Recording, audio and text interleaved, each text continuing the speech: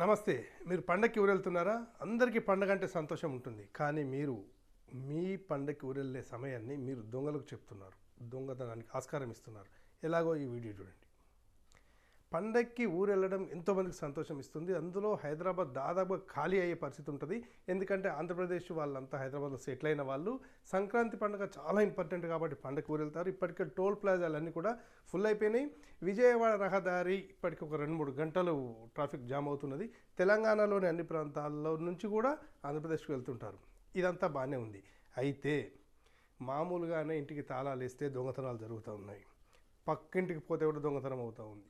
ఇంకొకటికి పోతే దొంగతనం అవుతుంది. పిల్లలకి లంచ్ బాక్స్ ఇచ్చేలోపు దొంగతనాలు జరుగుతూ ఉన్నాయి.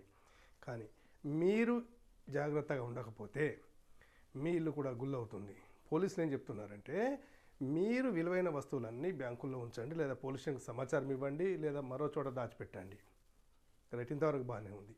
ఇంకా మీరు చేసే ఒక పిచ్చి పని ఏంటంటే, మీరు ఇంటికి తాళం వేసిన దగ్గర నుంచి మేము ఇలా తాళం వేసాము, ఇలా ఊరెళ్తున్నాం, మేము పిల్లల కాడ టీ తాగాము, ఇప్పుడు కాఫీ తాగుతున్నాం, ఇలా ఊరెళ్తున్నాం, ఈ కార్లు వెళ్తున్నాం, ఇవన్నీ ప్రతిదీ సోషల్ మీడియాలో అప్లోడ్ చేసి సంతోషపడుతుంటారు. ఇదే దొంగలకు అవకాశం. దయచేసి మీ విలువైన ఆస్తులను కాపాడుకోండి. పోలీసుల సూచనలు పాటించండి.